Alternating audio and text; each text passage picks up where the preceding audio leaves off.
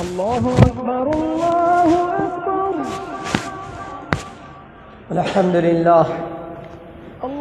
الحمد لله نحمده ونستعينه ونستغفره ونعوذ بالله من شرور أنفسنا ومن سيئات أعمالنا.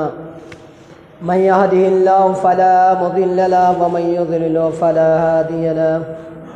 وأشهد أن لا إله إلا الله وأشهد أن محمدا عبده ورسوله. أما بعد فإن خير الحديث كتاب الله وخير الهدي هدي محمد صلى الله عليه وسلم وشر الأمور محدثاتها وكل محدثة بدعة وكل بدعة ضلالة وكل ضلالة في النار. فأعوذ بالله من الشيطان الرجيم. بسم الله الرحمن الرحيم. يا أيها الذين آمنوا اتقوا الله حق تقاته ولا تموتن إلا وأنتم مسلمون. يا أيها الناس اتقوا ربكم الذي خلقكم من نفس واحدة وخلق منها زوجها وبث منهما رجالا كثيرا ونساء واتقوا الله الذي تساءلون به والأرحام إن الله كان عليكم رقيبا. يا أيها الذين آمنوا اتقوا الله وقولوا قولا سديدا يصلح لكم أعمالكم ويغفر لكم ذنوبكم ومن يطع الله ورسوله فقد فاز فوزا عظيما. وقال الله تبارك وتعالى في موضع آخر وانكحوا الأيام منكم والصالحين من عبادكم وإمائكم وإن يكونوا فقراء يغنيهم الله من فضله والله واسع عليم. وقال النبي صلى الله عليه وسلم عن أبي هريرة رضي الله تعالى عنه قال قال رسول الله صلى الله عليه وسلم تنكح المرأة لأربع ولجمالها ولمالها ولحسبها ولدينها فاظفر بذات الدين تربت يداك. رواه البخاري ومسلم. رب اشرح لي صدري ويسر لي أمري واحلل عقدة من لساني يفقهوا قولي. رب زدني علما رب زدني علما. اللهم إني أعوذ بك من علم لا ينفع وقلب لا يخشى ونفس لا تشبع ودعاء لا يستجاب له. آمين. اللهم إني أعوذ بك من جهد البلاء ودرك الشقاء وشماتة الأعداء وسوء القضاء.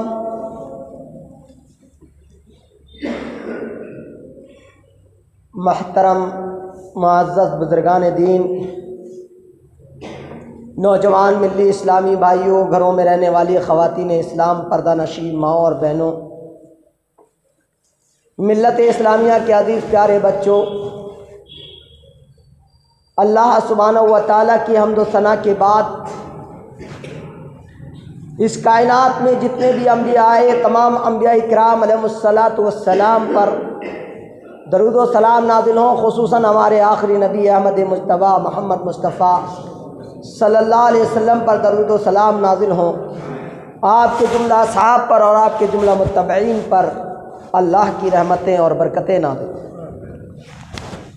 محترم حاضرین، آج جس موضوع پر مجھے لب کشائی کرنی ہے وہ میرا موضوع ہے نکاح اور ہمارا معاشرہ. آج ہم دیکھ رہے ہیں کہ اس شادی کے دور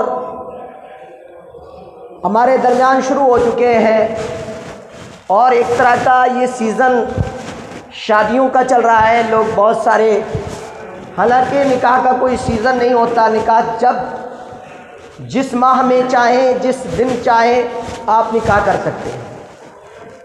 لیکن ہمارے یہاں ایک ماحول ہے کہ جن ایام میں کثرت سے نکاح ہوتے ہیں وہ اسی طرح کے ایام ہوتے ہیں، تو لہذا آج میں آپ کے سامنے وہ باتیں رکھنے کی کوشش کروں گا کہ نکاح کے اندر کیا جائز ہے اور کیا ناجائز، اور شریعت ہمیں کن باتوں کا حکم دیتی ہے۔ آئے دن ہم اخبارات کا مطالعہ کرتے ہیں، خبروں کا مشاہدہ کرتے ہیں، بہت ساری خبریں ہمارے سامنے آتی ہیں کہ ایک بچے کا نکاح ہوا اور ایک بچی کا نکاح ہوا، ان کے سسرالیوں نے ان پر اتنا دباؤ ڈالا کہ بچے اپنے گھر سے جدا ہو۔ کہیں ہم یہ سنتے ہیں کہ ایک بچی کے اوپر اتنا دباؤ ڈالا گیا کہ اس بچی نے اپنی خودکشی کر لی، کہیں پر ہم یہ سنتے ہیں کہ ایک بچی نے اپنے آپ کو ندی میں غرقیاب کر کے تباہ کر لیا، برباد کر لیا، اور یہاں تک کہ ہلاکتوں کا ایک سلسلہ ہمارے اس ملک میں، اکثر ہلاکتوں کا جو سلسلہ ہے وہ جہیز جیسی لعنت اور مردود چیز پر ہے، جس کا شریعت میں کوئی وجود نہیں، جس کا شریعت سے کوئی تعلق نہیں ہے۔ میں آپ کو بالکل واضح طریقے سے بتاؤں گا کہ عرب کے معاشرے میں آج بھی جہیز نام کی کوئی چیز نہیں۔ ہاں، اگر جہیز نام کی چیز ہے تو مرد کے اوپر واجب ہے کہ مرد اپنی بیوی کے لیے وہ انتظامات کرے جو اس کے عیش کے لیے، اس کی زندگی کے لیے، اس کے معاش کے لیے، اس کی عشرت کے لیے، اس کی دیکھ بھال کے لیے، اس کے نان و نفقے کے لیے، اس کے اخراجات کے لیے جو بھی وہ تیاری کرے کم ہے۔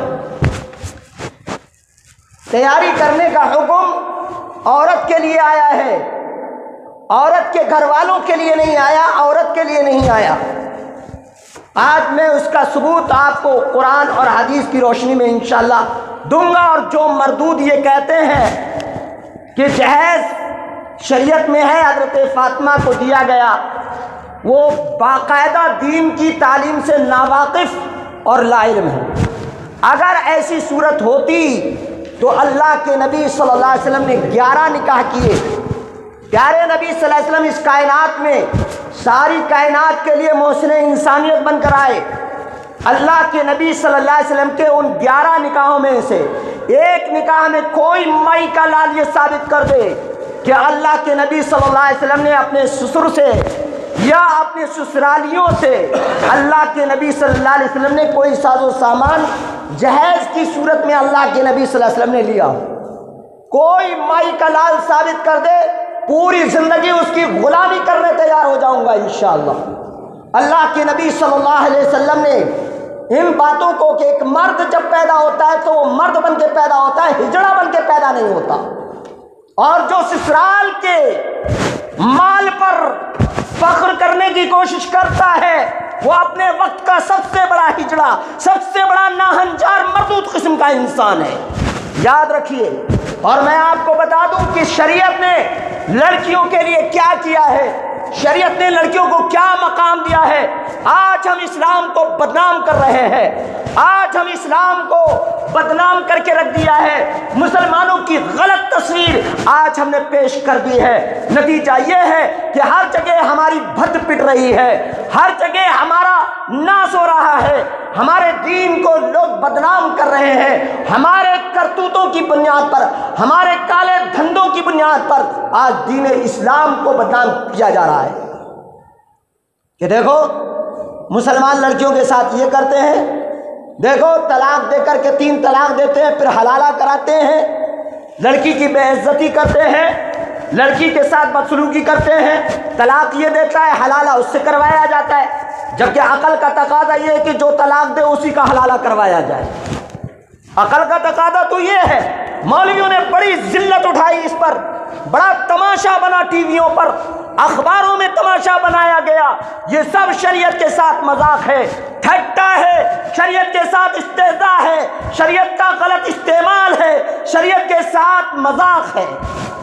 میں آپ کو بتا دوں اللہ کے نبی صلی اللہ علیہ وسلم کے زمانے میں، پیارے نبی صلی اللہ علیہ وسلم ایک دن بیٹھے ہوئے ہیں، آپ تشریف فرما ہے کہ جاءت امرأۃ الی النبی صلی اللہ علیہ وسلم فوہبت نفسہا، اس کے بعد وہ اللہ کے نبی صلی اللہ علیہ وسلم کے پاس آئی اور اس نے کہا کہ اپنے نفس کو حوالے کرنے کی بات کہی اور کہا اللہ کے نبی میں اپنے احب لک نفسی، میں اپنے نفس کو آپ کے حوالے کرنا چاہتی ہوں، ہبہ کرنا چاہتی ہوں۔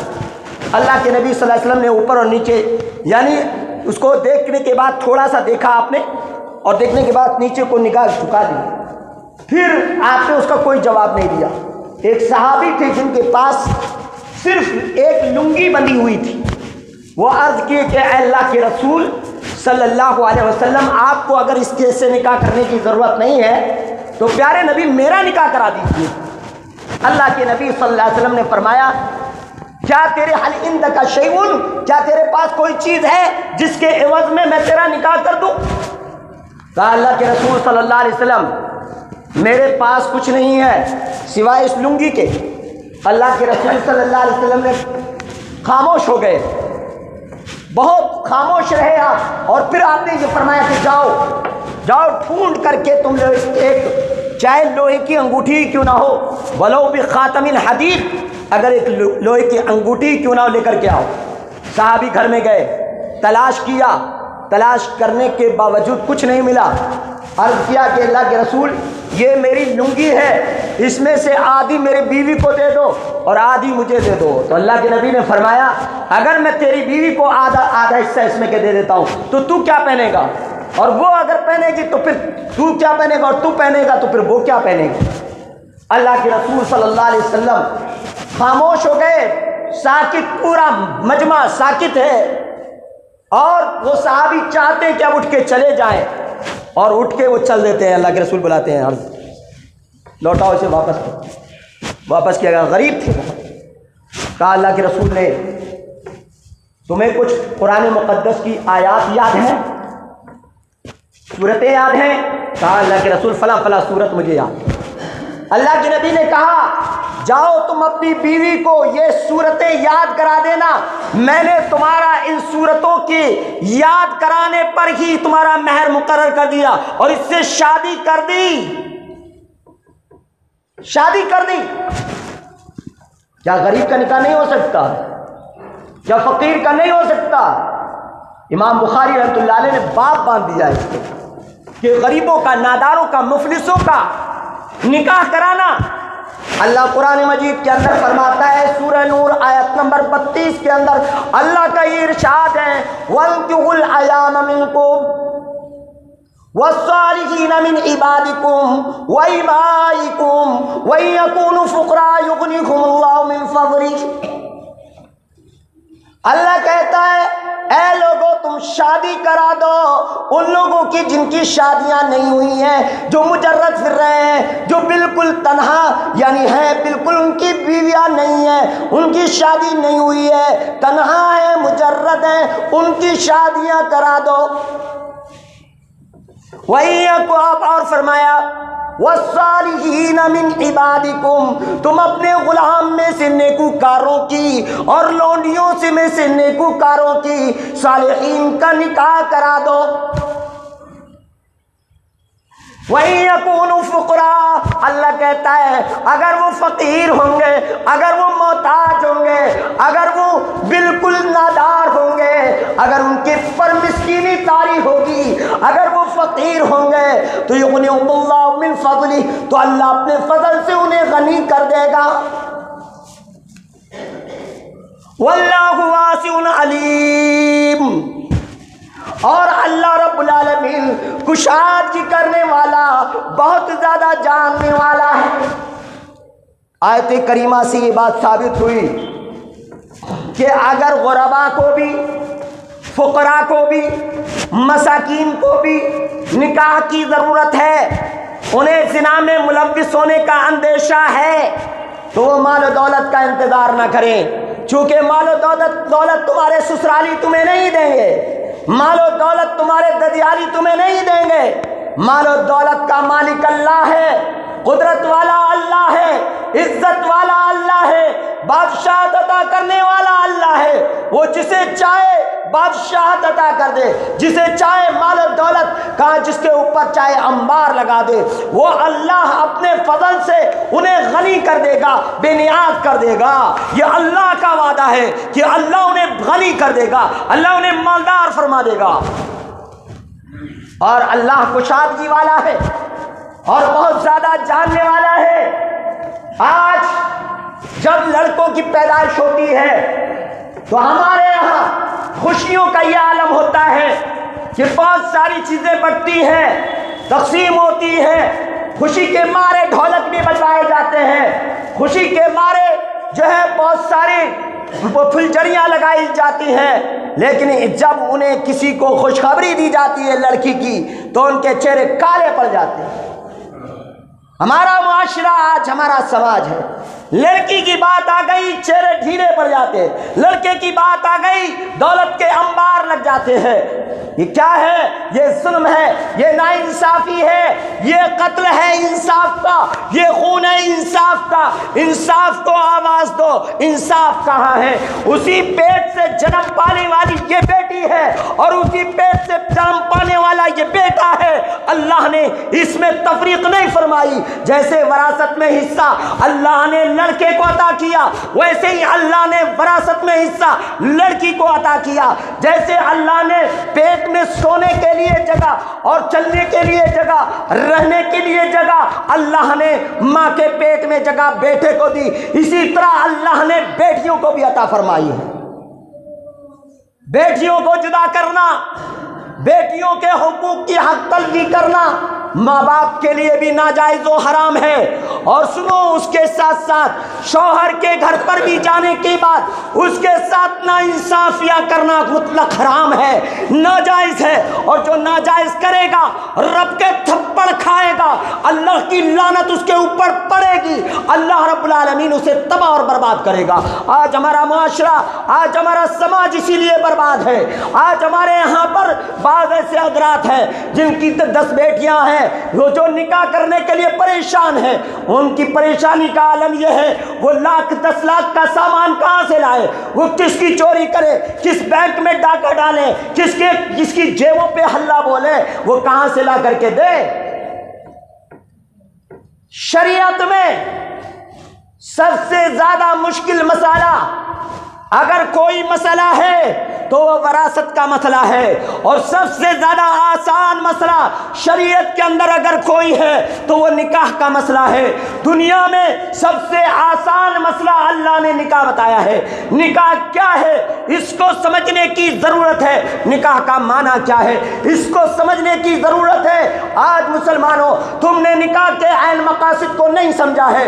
آج تم نے نکاح یہ سمجھا ہے کہ ڈھیر ساری منگنیاں کی جائیں، تم نے یہ سمجھا ہے مرغے کھائے جائیں، تم نے یہ سمجھا ہے مچھلیوں کی پکوڑیاں بنائی جائیں، تم نے یہ سمجھا ہے کہ زرد پلاؤ جو ہے منورنجن ان کے ساتھ کیا جائے، تم نے سمجھا ہے جب تک کہ شادی محل کو ڈیکوریشن سے سجا نہیں دیا جاتا، تم نے یہ سمجھا ہے کہ جب تک تمہارے دروازے پر پھلٹکیاں نہیں لگ جاتی تمہارے نکاح نہیں ہو سکتے۔ یہ تمہاری بھول ہے، یہ ظلم ہے، یہ زیادتی ہے، یہ اتیاچار ہے، یہ بھرشٹاچار ہے، یہ اللہ کے دیے ہوئے مال میں خیانت ہے، یہ شیطان کی چال ہے۔ ان المبذرین کانوا اخوان الشیاطین، بے شک فضول خرچی کرنے والے شیطان کے بھائی۔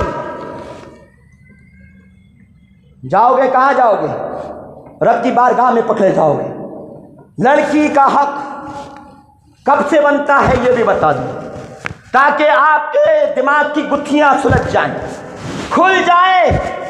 باپ اپنی زندگی میں اپنی بچیوں کے لیے حالانکہ وصیت کرنے کا حکم نہیں ہے، یہ حق ہے، لیکن آج کے دور کے حساب سے باپ کو چاہیے کہ اپنی بیٹیوں کے بارے میں ہی کہیں کہ جتنا حق تمہارا ہے اللہ نے شریعت میں اس کے جو ہے لڑکے کے حق سے آدھا حق جو یعنی مطلب یہ ہے کہ اگر لڑکے کو 2 حصے ملیں گے تو لڑکی کو 1 حصہ ملے گا. للذکر مثل حظ الانثیین, لڑکے کے لیے 2 لڑکیوں کے برابر اللہ نے جو قرآن میں رکھا ہے اتنا حصہ آپ کو 1 حصہ اس کا. اگر آپ کے گھر میں 1 لڑکا اور 1 لڑکی ہے تو لڑکی اور لڑکے دونوں کو 3 بنایا جائے گا, 3 لڑکیاں بنا دیا جائے گا, 3 لڑکیاں یعنی 3 حصے قرار دیے جائیں گے. 2 حصے لڑکے کو دے دیے جائیں گے اور 1 حصہ لڑکی کو دے دیا جائے گا. اس کی مثال یہ سمجھ لو کہ 3 لاکھ کی وراثت ہے تو 3 لاکھ میں سے 2 لاکھ لڑکے کو جائیں گے, 1 لاکھ لڑکی کو پہنچے گا.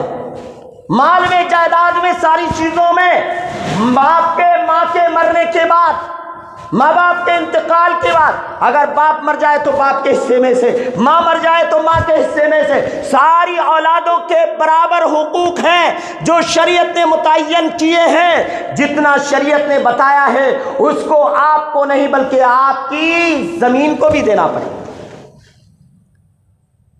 اور وہ جو شادی کرنے آیا ہے وہ کسی طرح کا لالچ نہ رکھے, نہ تو جہیز کا لالچ رکھے نہ وراثت کا لالچ رکھے. وہ یہ رکھے لالچ کہ یہ میری بیوی ہے, اس کے میرے اوپر حق ہے, میری ذمہ داری ہے کہ میں اس کے اوپر اخراجات کروں گا, میں اس کو کما کے کھلاؤں گا. اسی لیے نکاح میں ہر مولوی کہتا ہے کہ معنان و نفقہ آپ کے نکاح میں اتنے عوض مہر کے دی, کیا آپ نے قبول کیا؟ اس وقت بڑے خوشی سے کہتا ہے میں نے قبول کیا, لیکن یہ وعدہ اسے اس کے بعد یاد نہیں رہتا. تانے دیتا ہے لڑکی کو, تیرے باپ نے کیا دیا, تیری اماں نے کیا دیا, تیرے فلاں نے کیا دیا, تیرے اس نے کیا دیا. یہ تانے اور تشنے دینا حرام ہے, ناجائز ہے. کیا کبھی آپ نے اپنے جسم کو تانے دیے ہیں؟ کبھی آپ نے اپنے منہ کو کہا ہے کہ اے منہ تو بہت برا ہے, اے منہ تو بڑا سڑیندہ ہے, اے منہ تو بڑا خطرناک ہے, جو چاہتا ہے کھا جاتا ہے, جو چاہتا ہے ہضم کر جاتا ہے, اے پیٹ تو بڑا خطرناک ہے. کبھی آپ نے اپنی ران کو یہ حکم دیا, کبھی آپ نے اپنے جسم سے یہ مخاطب خطاب کیا کہ تو اتنا برا ہے, تو میرے لیے کچھ لے کے نہیں آیا؟ اللہ بیوی کو جسد واحد قرار دیتا ہے آپ کا. اللہ کہتا ہے کہ ہنہ لباس لکم وانتم لباس لہن, وہ تمہارا لباس ہے, تم اس کا لباس ہو. وہ تمہارا لباس, تم اس کا لباس. کبھی تم نے اپنے لباس کو گندا ہونے دیا تو کیا تم چاہتے ہو کہ تم اپنی بیوی کو گندا ہونے دو؟ کیا تمہاری یہ چاہت ہے؟ اپنے لباس کی تو بڑی حفاظت کی جو عارضی ہے, لیکن جو باطنی روحانی لباس ہے جس سے اولاد کا وجود ہو رہا ہے, جس سے نسل انسانیت بڑھ رہی ہے, جس سے ایک آدمی اپنے اولاد کا باپ بن رہا ہے, اپنی بیوی کا شوہر بنا ہوا ہے, وہ اللہ رب العالمین نے اس جسم کو اس کا جسم قرار دے دیا. بتائیے تو کیا کبھی آپ نے اپنے جسم سے یہ مطالبہ کیا کہ تو 2 لاکھ اپنے ابا سے کیوں نہیں لے کے آیا, 4 لاکھ کیوں نہیں لے کے آیا؟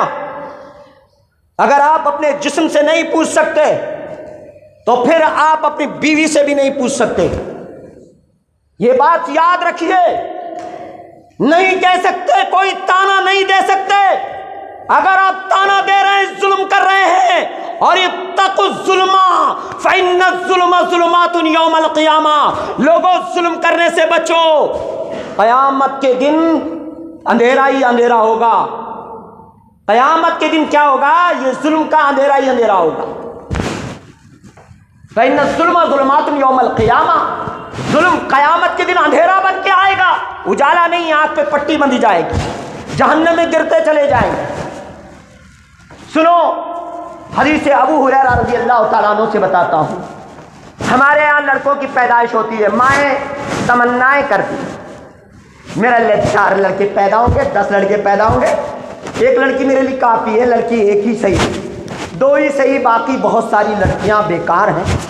اس طرح کے تصورات رکھنے والوں کو ایک پیغام, وہ سن لیں, کان کھول کر سن لیں, میرا لڑکا پیدا ہوگا, ہاتھی پہ بیٹھ کے اس کی شادی کرواؤں گی, میرا لڑکا پیدا ہوگا, ڈھول تماشے بجواؤں گی, میرا لڑکا پیدا ہوگا, میں مکان کی اتنی ڈیکوریشن کروں گی, اس کے بعد لڑکا پیدا ہوگا تو اتنا اس کے سسرال والوں سے کار کا مطالبہ کروں گی، اور میں اس کا کیا بولتے ہیں ٹرک کا مطالبہ کروں گی، میں زمین جائیداد کا مطالبہ کروں گی۔ اس طرح کے خیالات رکھنے والے ناپاک لوگ ہیں،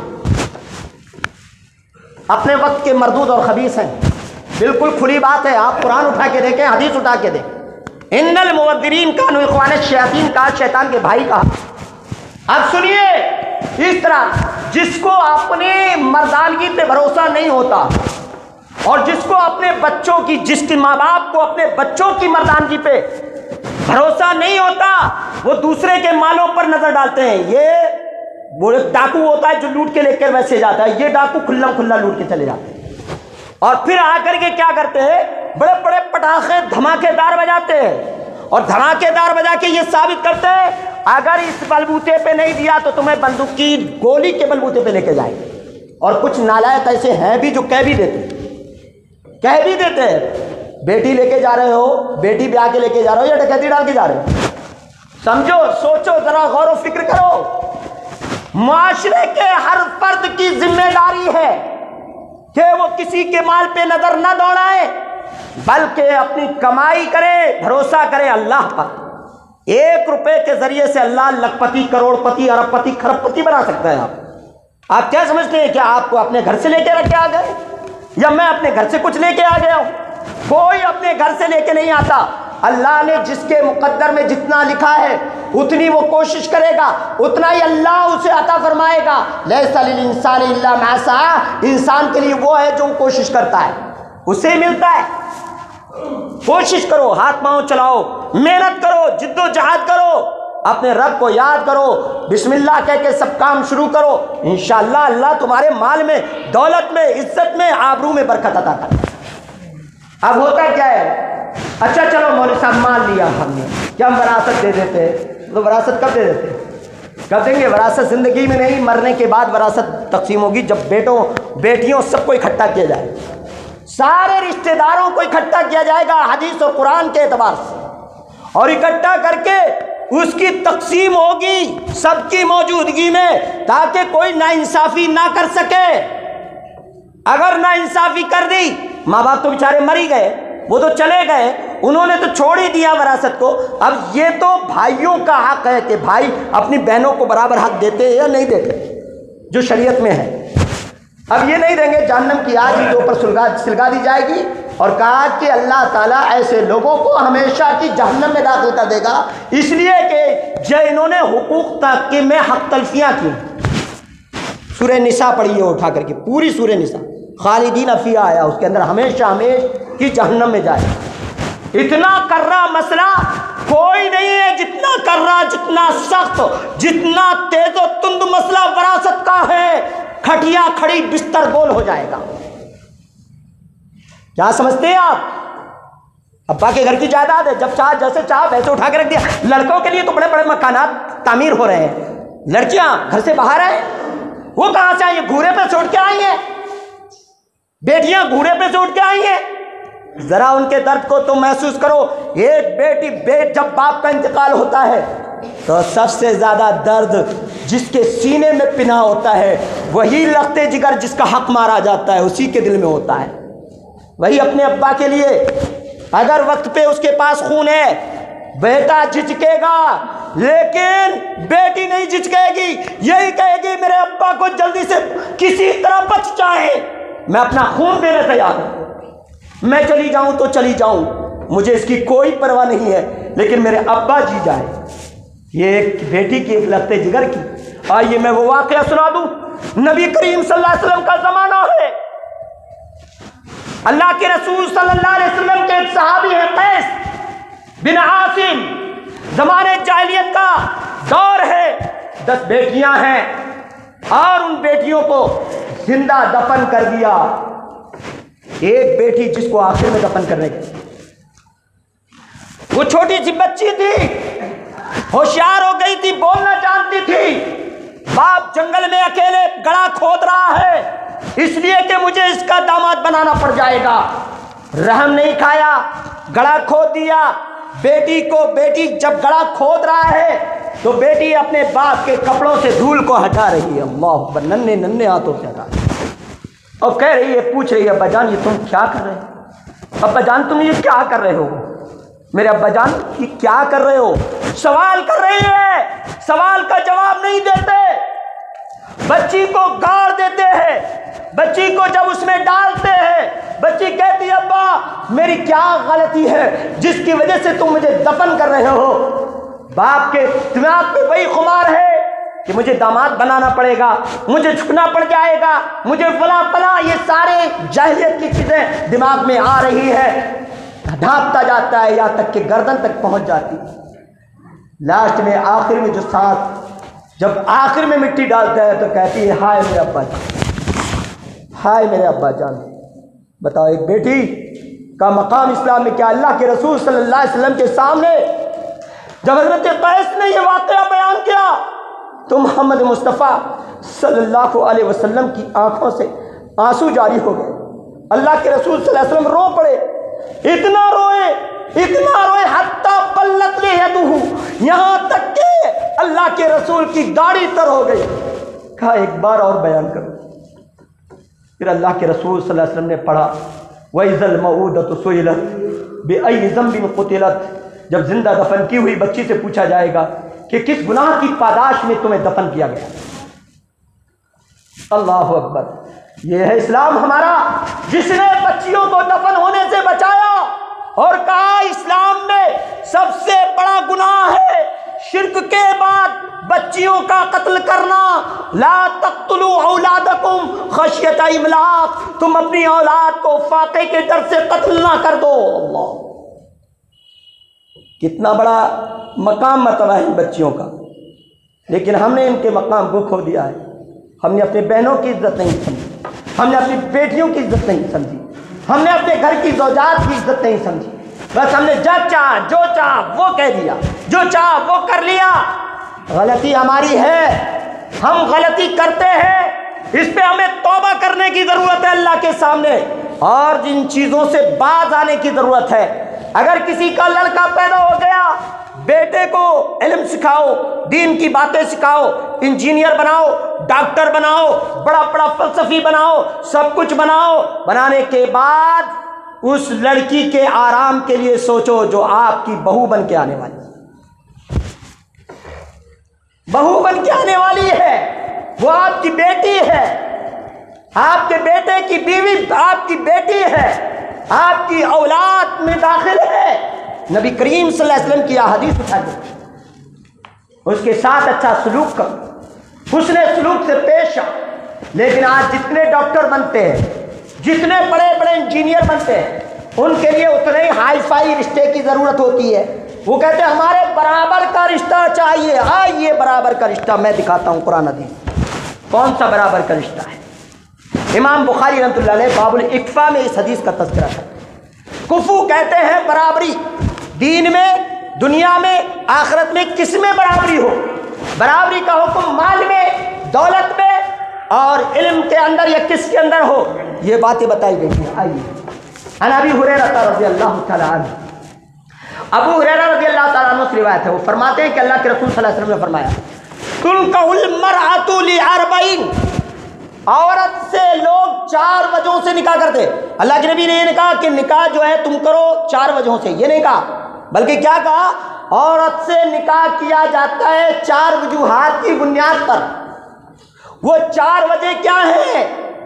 وَلِمَالِهَا، کچھ لالچی لوگ ہوتے ہیں جو اس کے مال کا لالچ رکھ کے، اس کی جائیداد کا لالچ رکھ کے، اس کی وراثت کا لالچ رکھ کے شادی کرتے ہیں۔ وَلِحَسَبِهَا، اور کچھ اپنی ناک کا مسئلہ سمجھتے ہیں، حسب و نسب، میں فلاں برادر کا ہوں، میں سید کا ہوں، میں پٹھان کا ہوں، میں عباسی ہوں، میں بنجارہ ہوں، میں فلاں ہوں، میں صدیقی ہوں، میں انصاری ہوں، میری ناک سب سے اونچی ہے۔ وہ کہتا ہے میری ناک سب سے اونچی ہے، میں فلاں ہوں، میواتی ہوں، فلاں ہوں، سب یہ کہہ کر سب اپنی اپنی ناکیں اونچی کرنے پہ لگے رہتے ہیں۔ کسی کی کوئی ناک اونچی نہیں ہے، سب خاک میں ملیں گی۔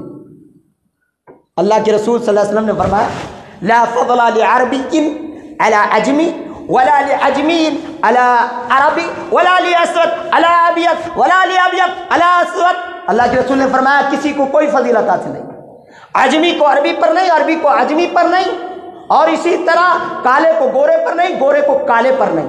فرمایا الا بالتقوی، مگر تقوی ہونا چاہیے، اللہ کا ڈر، اللہ کا خوف ہونا چاہیے۔ جس کے اندر اللہ کا خوف ہے، چاہے وہ کسی بھی برادر سے، چاہے وہ کسی بھی کیٹیگری سے، چاہے وہ کسی بھی مقام سے، چاہے وہ کسی بھی اس سے ہو، وہ سب سے افضل اور اعلیٰ ترین ہے۔ آپ کی نظر میں وہ قوم بدقوما تو ہو سکتے ہیں، لیکن اللہ کی نظر میں وہ بدقوما نہیں۔ یہ بات یاد رکھیے، کیونکہ اللہ نے ایک کیٹیگری بتا دی۔ اللہ کے نبی کہتے ہیں کہ اس کے مال کی وجہ سے، اس کے جمال، اس کی خوبصورتی، بڑی خوبصورت لڑکی ہے، خوبصورت ہے تو ہم نے اپنے گھروں میں کر لی، اور بدصورت ہے تو باہر کر دیتے ہیں۔ یہ کہاں کا اصول ہے؟ یہ بھی شریعت کے خلاف ہے۔ بدصورت ہے تو اب اللہ کے نبی کیا کہتے ہیں وہ بھی دیکھنے کی ضرورت ہے۔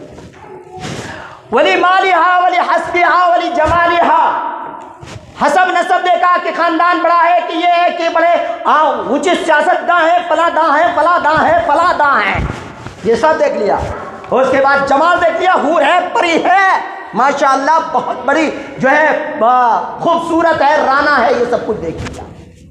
کہا ان تین وجہوں کی وجہ سے دوسری حدیث کے اندر آیا، جس نے مال کے لیے کیا اس کو مال کے حوالے کر دیا جاتا ہے، جس نے جمال کے لیے کیا اس کو جمال کے حوالے کر دیا جاتا ہے، اور جس نے حسب و نسب کے لیے کیا اسے نسب و حسب کے حوالے کر دیا جاتا ہے، جہنم میں چلا جاتا ہے آدمی۔ وَلِدِينِهَا، چوتھی چیز ہے دین۔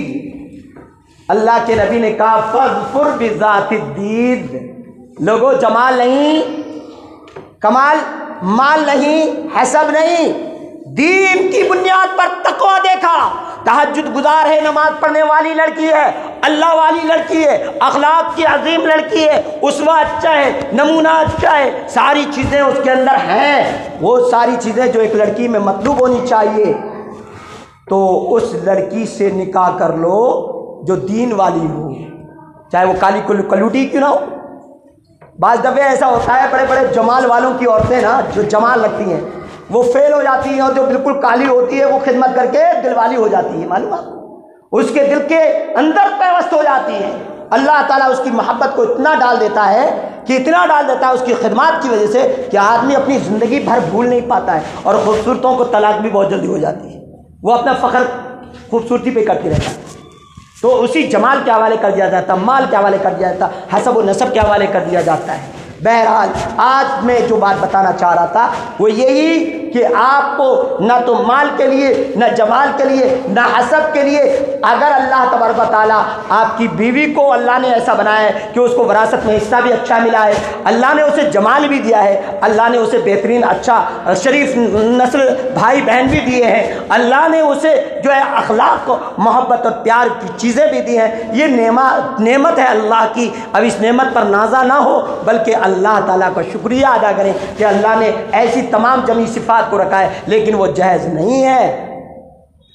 مال سے مراد وہاں اس کی اپنی جائیداد، اپنی وراثت ہے، اور وہ عورت کی ہے، اسی لیے حاکی ضمیر کو لا کے بتایا گیا کہ عورت کا اس پہ کوئی حق نہیں، وہ شوہر کا کوئی اس کے وراثت پہ حق نہیں ہے، جب تک اس کی زندگی ہے وہ اس میں اختیار رکھتی ہے، وہ جس کو چاہے اس میں سے کھلائے، چاہے اپنے شوہر کو کھلائے، چاہے وہ اب خود کھائے، یا خود کہتے کوئی بزنس کرے اور بزنس کر کے لوگوں کو غربا میں تقسیم کرے، سب میں تقسیم کرے، اس کی اپنی مرضی، اس کا اپنا ہے وہ مال، اس میں کسی کا یہ کہنے کی جرت نہیں ہونی چاہیے یہ تو مجھے دے دے زبردستی لے، یہ سب نہیں ہے، وراثت نہیں زبردستی دی جاتی۔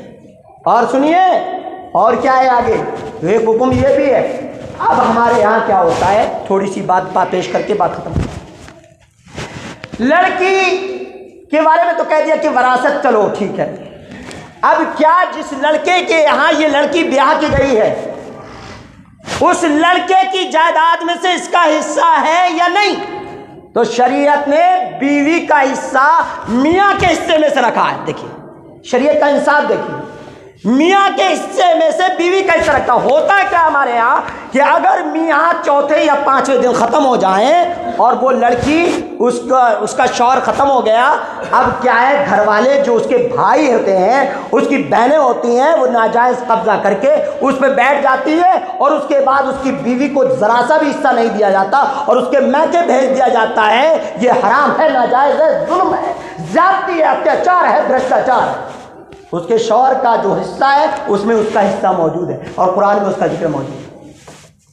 اگر کوئی ایسا کرتا ہے کسی لڑکی کے ساتھ تو وہ ظلم کرتا ہے, اتیاچار کرتا ہے. یا تو وہ اپنے بھائی کے یعنی اس کے بھائی کے ساتھ جو مجرد ہے اس کے ساتھ نکاح کرتے ہیں تاکہ اس کی زندگی اچھی ہو جائے, لیکن اس کے شوہر کے مال میں سے نہ دینا یہ ظلم عظیم ہے.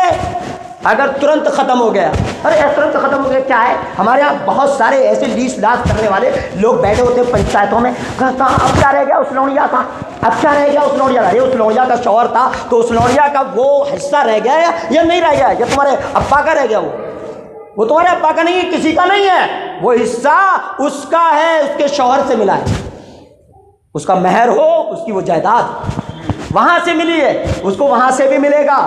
یہ شریعت ہے, شریعت من کی نہیں ہے. اللہ سے دعا ہے کہ اللہ تعالیٰ ہم سب کو نیک عمل کی توفیق دے, اللہ تعالیٰ ہم سب کے گناہوں کو معاف فرمائے, اللہ ہمیں حقوق العباد پر غور و فکر کرنے کی توفیق دے, جہل جیسی لعنتوں سے اللہ ہمارے معاشرے کو, سماج کو بچا دے. اللہ تعالیٰ ہم سب کو یہ مرغن غذائیں جو منگنیوں کے نام پر, ٹھگنیوں کے نام پہ جو ٹھگائی ہو رہی ہے, اللہ اس ٹھگائی اور سگائی سے اللہ محفوظ فرمائے, اللہ ہماری حفاظت فرمائے. ہمارے دو بول ہونا چاہیے جو سچے ہونا چاہیے, اچھے ہونا چاہیے لڑکیوں کے لیے. اللہ تعالیٰ ان بولوں کو نصیب فرمائے جو ہماری شریعت نے مقرر کیے. اللہ ہم سب کو نیک عمل کی توفیق دے. آمین. وآخر دعوانا الحمد للہ رب العالمین والصلاۃ والسلام علی سیدنا المرسلین والحمد للہ رب العالمین.